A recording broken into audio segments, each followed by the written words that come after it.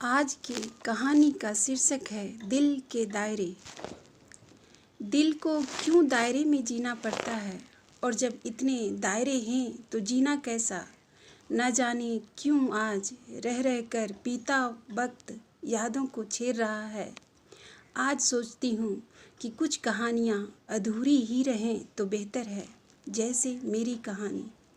आज देव का ईमेल मिला, पढ़कर सुकून हुआ कि मैंने सही समय पर उचित निर्णय लिया। इंसान से गलतियां होती ही हैं, लेकिन क्या बुरा है कि समय रहते गलतियों को पहचान कर ठीक कर लिया जाए। मुझसे भी ऐसी ही भूल हुई थी। आज याद करती हूँ तो अपने बचपने पर भी हंसी आती है और रोना भी। अपने पापा का बिजनेस संभालती थी मैं। उन्हीं दिनों देव मेरी ज़िंदगी में आए। बेहद सहज, संतुलित और मेहनती थे वो। यही वजह थी कि पापा ने उन्हें बिजनेस पार्टनर बना लिया था। उनकी हर बात मुझे लुभाती थी। एक दिन हम साथ में लंच कर रहे थे और प्यार मोहब्बत की फिलॉसफी पर चर्चा छिड़ गई। देव ने कहा, प्यार का मतलब ही होता है त्याग, बलिदान, निस्वार्थ भाव से किसी के लिए कुछ करना। बाप रे, इतने बड़े भारी भरकम शब्दों का बोझ रखकर भला कोई प्यार कैसे कर सकता है। मैं तो बस इतना जानती हूँ कि ज़िंदगी एक ही बार मिलती है, जी भर के जियो, दिल खोल कर प्यार करो। मेरे लिए प्यार का मतलब है हासिल करना। जिसे चाहो उसे हर कीमत पर हासिल करो। और फिर हमारे बड़े बुजुर्ग यूं ही नहीं कह गए हैं कि प्यार और जंग में सब जायज़ है। मेरा यह अंदाज देखकर देव थोड़े हैरान थे। अपने पापा की इकलौती लाडली बिटिया थी मैं। जब जो चाहा वो मिला, हारना तो सीखा ही नहीं था मैंने। समझौता करने की कभी नौबत नहीं आई। जिंदगी बेहद आसान और हंसी थी। उस पर देव का मेरी ज़िंदगी में आना सपने की तरह था। मैं देव की तरफ आकर्षित तो थी ही, न जाने कब उनसे बेहद प्यार भी करने लगी थी। हालांकि हम दोनों एक दूसरे से बेहद अलग थे। वो किसी शांत समंदर की तरह सुलझे हुए परिपक्व लेकिन हंसमुख इंसान थे, और मैं लहरों की तरह शोक चंचल थी। उन्हें देखते ही अजीब सी कशिश महसूस होती थी। आँखों में कई रंगीन सपने पलने लगे थे, लेकिन खुद ही बीच बीच में आँख खोलकर सपनों की दुनिया से बाहर आने की नाकाम कोशिश भी करती। रश्मि, ये पीला रंग तुम पर बहुत प्यारा लगता है। यही कहा था देव ने ऑफिस की पार्टी में। मुझे पीले रंग की साड़ी में देखकर उनकी वो प्यार भरी नज़रें मैं आज तक नहीं भुला सकी हूँ। बस फिर तो बातों, मुलाकातों और कॉम्प्लीमेंट्स का सिलसिला जो शुरू हुआ, वो मोहब्बत के इजहार पर आकर ही अपने अंजाम तक पहुंचा। लेकिन इस प्यार का अंजाम न कभी मैंने सोचा न देव ने। देव, तुम जानते हो ना कि हम क्या कर रहे हैं। तुम शादीशुदा हो, 2 बच्चे हैं तुम्हारे। ऐसे में हमारा यह रिश्ता, क्या भविष्य होगा इस रिश्ते का। मैंने एक दिन घबरा कर पूछा। रश्मि, क्या सिर्फ इतना काफ़ी नहीं कि हम दोनों एक दूसरे को बेइंतहा चाहते हैं। क्यों भूत भविष्य की चिंता में प्यार के इन खूबसूरत पलों को बर्बाद करें। वैसे भी हमने अब तक अपनी मर्यादाओं को नहीं तोड़ा है, और तुम यह भी जानती हो कि रेखा से मेरी शादी किन हालात में हुई। देव ने बड़े आराम से जवाब दिया। तुम्हारा मतलब क्या है देव। कहीं तुम इस गलतफहमी में तो नहीं हो कि मैं जिंदगी भर यूं ही तुम्हारे साथ रहूंगी और तुम एक तरफ अपनी गृहस्थी भी चलाते रहोगे और मुझसे प्यार भी करते रहोगे। और मर्यादाएं कब तक रहेंगी। क्या पता किन्हीं कमज़ोर पलों में हम अपनी सीमाएं भूल जाएं। तुम ठीक कह रही हो, लेकिन हम कर भी क्या सकते हैं। तुम रेखा से तालाक क्यों नहीं लेते। जब हम प्यार करते हैं तो हमें शादी करके साथ रहना चाहिए, मैंने गंभीरता से कहा। रश्मि, तुम जानती भी हो कि क्या कह रही हो। रेखा तो हमारे बारे में जानती तक नहीं, और इसमें उसका क्या दोष। सारी परिस्थितियों को जानने के बाद भी हमने प्यार किया, तो अब इस प्यार के जो साइड इफ़ेक्ट्स हैं वो हम झेलेंगे, रेखा क्यों सहे। उसके प्रति मेरी जिम्मेदारी और जवाबदेही बनती है। देव, अगर इतनी ही सहानुभूति हो रही है रेखा से, तो मुझसे अभी रिश्ता तोड़ दो, क्योंकि मैं किसी साइड इफ़ेक्ट में विश्वास नहीं करती। फैसला तुम्हें करना है। मैंने अपना निर्णय देव को सुना दिया और चली गई। बहुत बेचैन हो गई थी मैं देव की बातों से। पूरी दुनिया में क्या देव ही बचे थे प्यार करने के लिए। आखिर क्यों मुझे ऐसे इंसान से प्यार हुआ जिसके साथ मैं चाहकर भी रह नहीं सकती।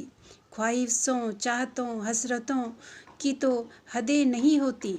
मुहब्बत इन तमाम इंसानी दायरों से बेफिक्र होती है, आज़ाद होती है, स्वच्छंद होती है, पूरी तरह से अल्लाहर और अपनी शर्तों पर जीने वाली। खैर, अगले दिन देव को टूर पर जाना था। उसने सिर्फ फ़ोन पर इतना ही कहा कि मैं शांत मन से सोचूं और सही समय का इंतज़ार करूं। लेकिन मैं कहाँ मानने वाली थी। मैंने मौके का फ़ायदा उठाया और फ़ौरन रेखा से मिलने चली गई। रेखा को मैंने बिना झिझक सब कुछ साफ साफ बता दिया। रेखा भाव शून्य होकर सब सुनती रही और मैं वहाँ से चली आई। अगले दिन रेखा मुझसे मिलने आई और अपनी तरफ से उसने मुझे समझाने की हर मुमकिन कोशिश की। मैंने उससे यही कहा, मुझे इन सब बातों से बोर मत करो और इस सच को मान लो कि देव और मैं एक दूसरे से बहुत प्यार करते हैं। मैं आपके और उनके प्यार को समझ सकती हूँ, क्योंकि मैंने उनसे शादी उनकी मर्जी के खिलाफ हुई थी। लेकिन शादी के बाद उन्होंने अपनी जिम्मेदारियों से कभी भी मुंह नहीं फेरा। वो एक नेक इंसान है, लेकिन फिर भी आज की हकीकत तो यही है ना कि वो शादीशुदा हैं। और आप एक शादीशुदा आदमी से कैसे प्यार कर सकती हैं। रेखा ने नम आंखों से आहत भरे स्वर में कहा, प्यार शादीशुदा या कुमारा देखकर तो नहीं किया जाता, बस हो जाता है सो हो गया। मैंने भी दृढ़ता से कहा, पर आप जो करना चाहती हैं वो प्यार नहीं, स्वार्थ है। अगर आपकी नज़रों में यह स्वार्थ है तो स्वार्थ ही सही। मैं जिससे प्यार करती हूँ उसके साथ रहना चाहती हूँ। आप खुद सोचिए कि जो आदमी आपसे प्यार तक नहीं करता, आप उसे बांधे रखना चाहती हैं, तो स्वार्थी कौन हुआ, आप या मैं। मैंने बड़े गर्व से इतराते हुए तर्क दिया, मेरे बच्चों के बारे में तो सोचिए, आप भी एक औरत हैं। प्यार तो त्याग का ही दूसरा नाम है। ये त्याग व्याग के इमोशनल चक्कर में मुझे ना ही फंसाएं तो अच्छा होगा। आप यहाँ से जा सकती हैं। मुझ पर न उनके आंसुओं का असर हुआ, न उसकी मिन्नतों का। आज सोचती हूँ तो घृणा होती है खुद से, कैसे मैं इतनी स्वार्थी हो सकती हूँ। खैर, देव जब लौटे तो सब कुछ जानने के बाद मुझ पर गुस्सा भी हुए, लेकिन रेखा ने खुद ही अलग होने का फैसला कर लिया था। मैं रेखा का फैसला जानकर बेहद खुश थी और मुझे अपनी जीत पर बड़ा ही फख्र महसूस हो रहा था। लेकिन देव ने एकदम से मुझसे दूरी बना ली थी। मुझे न जाने क्यों वो नज़रअंदाज करने लगे थे। इसी बीच रेखा मुझसे मिलने आई। ज़्यादा कुछ नहीं कहा उसने, बस एक लिस्ट थमा दी कि देव को क्या पसंद है और क्या नापसंद, घर पर किस तरह से रहना अच्छा लगता है, किस बात से उन्हें चिढ़ होती है, किस बात से खुशी आदि। मैं हैरान हुई कि भला रेखा मेरी मदद क्यों करना चाहती है, पर मैंने उसे ज़्यादा महत्व नहीं दिया। मैंने सोचा देव को थोड़ा स्पेस देना ज़रूरी है, शायद मुझसे नाराज़गी दूर हो जाए तो खुद ब खुद हमारी शादी की बात करे। इसी बीच मुझे और देव को बिजनेस ट्रिप पर जाना पड़ा। मेरी खुशी का ठिकाना नहीं था। सोचा इसी बहाने हम करीब रहेंगे तो देव मान जाएंगे। स्विट्ज़रलैंड की खूबसूरत वादियाँ और देव का साथ, मुझे इससे अच्छा मौका और कोई नहीं लगा देव को शादी के लिए प्रपोज करने का। मौका पाकर मैं देव को कैंडल लाइट डिनर पर ले गई और वहीं उनसे पूछा, देव मुझसे शादी करोगे? नहीं रश्मि, कभी नहीं। मेरे पैरों तले ज़मीन खिसक गई थी देव की इस जवाब से। खुद को संभालते हुए मैंने कारण जानना चाहा तो देव ने जो कुछ भी कहा उस पर मैं विश्वास नहीं कर पाई। रश्मि, यह सच है कि हम एक दूसरे से प्यार करते हैं, लेकिन यह भी सच है कि मैं शादीशुदा हूँ। मेरी पत्नी और बच्चे मेरी जिम्मेदारी हैं।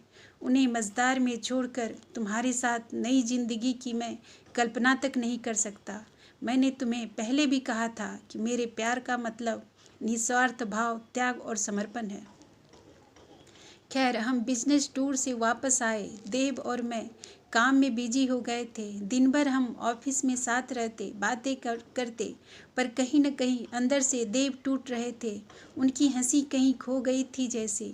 इसी बीच मुझे याद आया कि रेखा ने एक लिस्ट और चिट्ठी दी थी। मैंने उसे अब तक खोलकर पढ़ा तक नहीं था।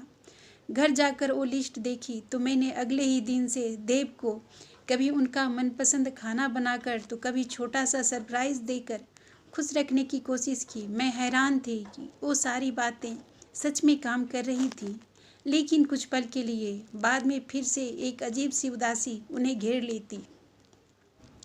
मैंने लाख कोशिश की तो एक दिन वो बोले, रश्मि, बच्चों की बहुत याद आती है, मैं उनसे मिलना चाहता हूँ। न जाने रेखा मुझे उनसे मिलने देगी या नहीं। देव की उदासी देखकर मैं रेखा के पास गई और इससे इजाज़त लेकर बच्चों को ले आई। रेखा ने बिना आनाकानी किए बच्चों को मेरे साथ भेज दिया। देव उस दिन बहुत खुश हुए। उनके चेहरे की रौनक देखकर ही मैं बेहद हैरान थी। अगले दिन भी खिले खिले चहकते रहे। बच्चों के साथ पूरा दिन बिताया हमने। देव तो जैसे खुद ही बच्चे बन गए थे बच्चों के साथ। मुझे लगा कि ये देव न जाने कहाँ खोया हुआ था इतने समय से। मेरे साथ तो जैसे सिर्फ उनका शरीर रह रहा था, उनकी आत्मा तो शायद अपने बच्चों में बसी थी। और मैं जिस देव से प्यार करती थी वो ऐसे ही थे, हंसते मुस्कुराते हुए। शायद पहली बार मेरे मन में कुछ मर सा गया था। न जाने क्यों यह एहसास हो रहा था कि कहीं कुछ तो गलत हो रहा है। आखिर देव को पाने की कोशिश में क्या हासिल हुआ मुझे? मैंने तो उन्हें पाकर भी खो दिया। पर इसमें मेरा क्या दोष? ये तो खुद उन्हें सोचना चाहिए था। शादीशुदा होकर मुझसे प्यार क्यों किया? लेकिन फिर अपना ही तर्क याद आया जो मैंने रेखा को दिया था कि प्यार शादीशुदा या कुंवारा देखकर तो नहीं किया जाता। उस रात मुझे नींद नहीं आई। सारी रात सोचती रही, ये क्या हाल कर दिया मैंने देव का। उनके बच्चों की वो मासूम मुस्कान बार बार मुझे कटघरे में खड़ा कर रही थी। वापस लौटते वक्त उनके बच्चों ने कहा था, पापा आप घर कब आ रहे हैं? मम्मी रोज़ कहती है कि आप जल्दी आओगे, पर आप आते ही नहीं। देव की आंखें भर आई थी तब मैं खुद को पहली बार अपराधी महसूस कर रही थी। मासूम बच्चों को उनके पिता से दूर करके अपना सुख देखा। क्या यही प्यार होता है? अगले दिन सुबह सुबह ही रेखा से मिलने चली गई। रेखा ने आराम से मुझे अंदर बुलाया और बेहद शांत मन से बातें करने लगी। कैसी हो रश्मि? सब ठीक तो है ना? आज अचानक कैसे याद आई मेरी? रेखा को देखकर मैं हैरान थी। बेहद शांत सौम्य चेहरा, भीतर से इतनी जख्मी होकर भी कोई कैसे इतना शांत रह सकता है भला? आपको मुझ पर जरा भी गुस्सा नहीं आ रहा है? गुस्सा किस लिए? अपने नसीब से कौन लड़ सका है भला? मैंने आपके पति को छीन लिया, बच्चों से उन्हें दूर कर दिया, फिर भी आपको कोई शिकायत नहीं? अगर मेरे पति अपने प्यार को पाकर खुश हैं तो मैं क्यों उन्हें शिकायत करूं? आप भी उनसे प्यार करती हैं और मैं भी। दोनों में से एक को तो त्याग करना ही था। और फिर आपने ही कहा था कि मैं उन्हें ज़बरदस्ती बांध कर रख रही हूँ, सो छोड़ दिया। अब आप दोनों आज़ाद हैं, शादी कर सकते हैं और अपने तरीके से जी सकते हैं। उस वक्त मैंने रेखा से कुछ नहीं कहा, कसमकस और गहरी सोच के साथ वापस चली आई। कहीं न कहीं मुझे लगा कि रेखा कितनी समझदार और परिपक्व है, बिल्कुल देव की तरह, और दूसरी तरफ मैं कितनी स्वार्थी, नासमझ। क्या मैं देव के काबिल हूँ? क्या मैं उन्हें ज़िंदगी भर खुश रख सकूँगी? और उन मासूम बच्चों का क्या, जो आज भी रोज़ अपने पापा के आने का इंतज़ार कर रहे हैं और उनकी माँ उन्हें नई नई कहानियाँ सुनाकर उनका दिल बहलाने की नाकाम कोशिश करती है। बस अब और कुछ नहीं सोचना चाहती। मेरा मन ठोस निर्णय पर पहुंच चुक गया था। अब न कोई दुविधा थी, न दुख, न स्वार्थ, न ही गुस्सा। बस प्यार ही प्यार था, जिसका न कोई दायरा होता है न सीमा।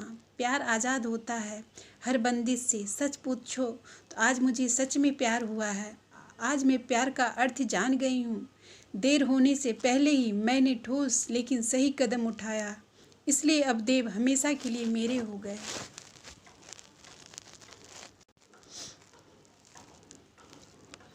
आज मैं विदेश में पापा का बिजनेस संभाल रही हूँ। बेहद खुश हूँ। समय रहते सही निर्णय लेने का साहस कर पाई। देव का मेल वापस पढ़ रही हूँ। बार बार पढ़ने का मन कर रहा है। प्रिय रश्मि, तुम यूं ही अचानक मुझे छोड़कर चली गई, पर मुझे तुमसे शिकायत नहीं, बल्कि तुम पर गर्व है कि मेरी रश्मि आखिर प्यार की सही परिभाषा समझ गई। मुझे गर्व है तुम पर। तुम्हें बेहद मिस करता हूँ, लेकिन अपने बच्चों की मासूम हंसी और रेखा के प्यार व दिलासे में तुम्हें ढूंढ लेता हूँ। सच कहूँ तो जाते वक्त तुमने जो चिट्ठी मेरे नाम रखी थी, उसके शब्दों ने मुझे तुम्हारा कृतज्ञ बना दिया। आज भी एक एक शब्द मुझे याद है उस नोट का। प्यारे देव, मुझे माफ़ कर देना। मैं शायद प्यार को सही मायनों में समझ ही नहीं पाई। तुम जैसा साथी मिलने के बाद ही मुझे एहसास हुआ कि प्यार में धैर्य और सुकून बेहद ज़रूरी है। मैं तुम्हारे शरीर को तो पा सकी, लेकिन तुम्हारी रूह को छू सकने में अब तक असमर्थ रही। मुझसे ज़्यादा तुम पर तुम्हारी पत्नी और तुम्हारे बच्चों का हक है और ज़रूरत भी। मैं भला अपने देव को अपने ही बच्चों और अपने पत्नी का अपराधी कैसे बना सकती हूँ। इसलिए मैं जा रही हूँ ताकि तुम अपने कर्तव्यों को निभाओ और मैं अपने प्यार को और प्यार के फर्ज को। तुम्हें पाकर खोया है मैंने, लेकिन अब तुम्हें खोकर हमेशा के लिए पालूंगी मैं। तुमने मुझे प्यार करना सिखा ही दिया आखिर। आज जान गई कि दिल को दायरों में भी जीना पड़ता है कभी कभी, अपने प्यार के ही खातिर। थैंक यू और शुभकामनाएं। तुम्हारी रश्मि।